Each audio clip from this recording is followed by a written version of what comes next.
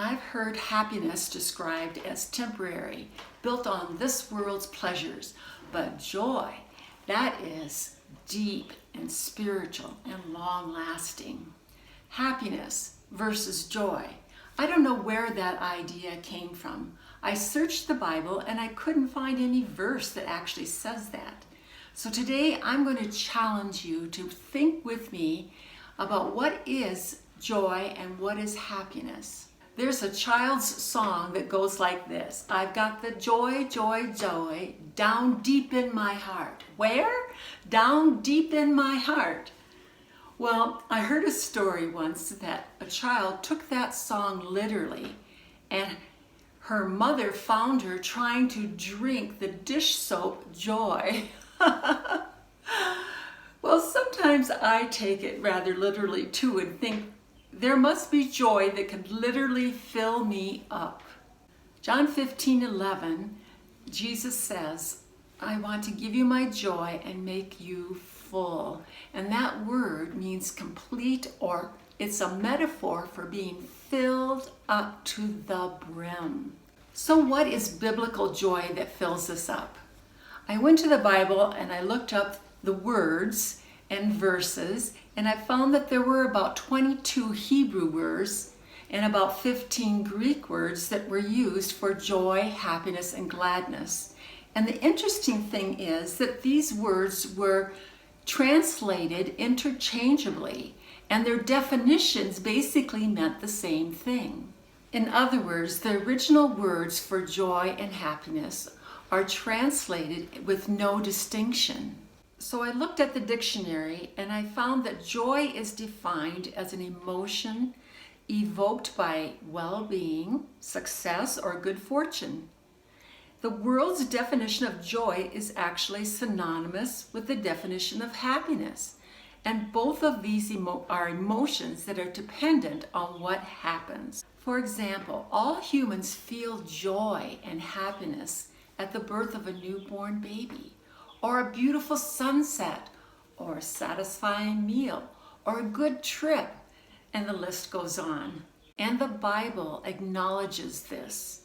The common Hebrew word is translated happiness or joy. In the Song of Solomon, joy comes from sexual love. In Psalm 113, verse 9, joy is in the birth of children. And in Isaiah 9:3, mentions joy in the gathering of the harvest and in military victory. But that kind of joy or happiness is fleeting because those circumstances are fleeting. So is there another kind of joy, a biblical joy that goes deeper, that is lasting? Compare Psalm 16 verse 11 with Jesus' John 15:11. In your presence is fullness of joy. These things I have spoken to you so that my joy may be in you and that your joy may be full. Both verses use the word full, that means overflowing, full to the brim of the cup. So how do we get this? Both verses are telling us this joy comes when we are in God's presence. Jesus had just been telling his disciples about the vine and the branches, and he was encouraging them to abide in his presence. John 16:22 says, therefore you too have grief now, but I will see you again, and your heart will rejoice, and no one will take your joy away from you. Wow, this is saying again that in the presence of Jesus, when we see him, there is joy. And it was also talking about the resurrected Jesus who would be here forever with us. And here is a wonderful thought to ponder. No one can take this joy away from you because Jesus lives and he is with us forever. I want to call this biblical joy, a joy that is always available no matter what the circumstances you are in. This joy comes from God. We don't have to pump ourselves up or somehow manufacture it. A story of Paul and Barnabas in Acts 13 illustrates this. They were preaching to the Gentiles, and in verse 48 it says, when the Gentiles heard this, meaning that salvation was for them, they began rejoicing and glorifying the word of the Lord. But the Jews persecuted Paul and Barnabas. The result, did Paul and Barnabas lose their joy? No, look at verse 52. The disciples were continually filled with joy and with the Holy Spirit. This joy seems to be connected with the Holy Spirit filling us up despite our trouble. In the letter to Thessalonica, Paul writes to the believers there, he says, you've just come to Christ out of pagan idolatry. You also became imitators of us and of the Lord, having received the word in much tribulation with the joy of the Holy Spirit. So notice it says, tribulation with joy. The believer's joy is supernatural, and it's given by the indwelling Spirit of Christ. That means it's independent of circumstances. This is a supernatural joy, and it comes when we surrender ourselves to God's will and His plan for our lives. Another story is in Acts 5. Peter and the apostles are put in prison for preaching about Jesus. Later, they are flogged. And that could not have been something that they were happy about. But read verse 41. They went on their way rejoicing that they had been considered worthy to suffer shame for His name. Remember, they didn't rejoice in the flogging, the pain, the physical pain, but they were rejoicing because they were considered worthy to suffer for Christ. The word being translated in these New Testament verses is chara.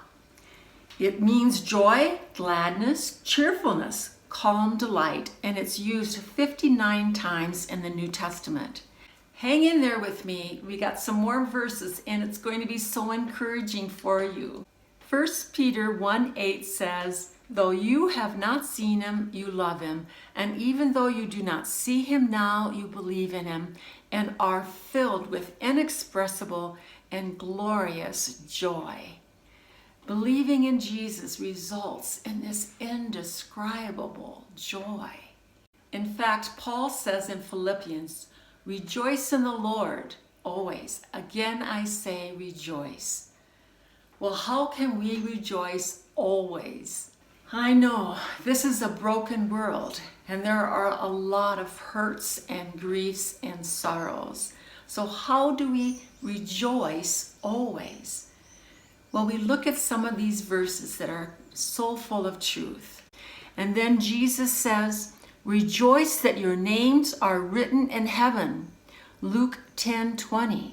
This is a source of everlasting joy because God does not have a big eraser in heaven. He will never remove your name from the book of life. Psalm 32 verse 1 says, happy is the man whose sins are forgiven. And in the book of James, he tells us, consider it all joy when you consider various trials.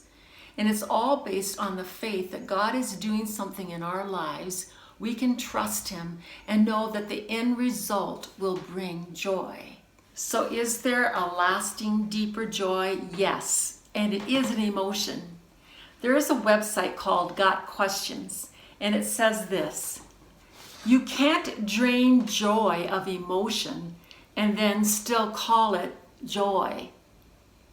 When that God's Spirit gives us joy, it's going to be an emotion and it's going to fill us up. You might not be jumping up and down and shouting with joy, but you have a resource in you that you can come to, and you can pull out the truths and be filled with joy by God's Holy Spirit. Jesus chose to look to the joy that was before Him as He went to the cross. That was painful, that was difficult, but He had a resource and He had a choice, and you can do the same.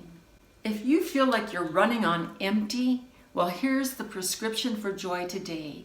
Number 1, run to Jesus. Abide in his presence. Read his words. Sit like Mary at his feet and listen. You will find joy with him. He may not change your circumstances, but his words will give you a different view of the trials and struggles you are facing. And remember your name is in his eternal book. And so you can pray, restore the joy of my salvation. God, replace the fear, the worries, the bitterness, the anger, and give me this joy in the truth that I am saved. And then ask yourself, is there a command I am not obeying? Is there a sin that is keeping me from experiencing God's joy? It's not joy versus happiness. It's about choosing joy or happiness because we are looking to Jesus as our resource, our deep well of joy. I want to finish with this verse again from 1 Peter. Though you have not seen him, you love him. And even though you do not see him now, you believe in him and are filled with an inexpressible, glorious joy.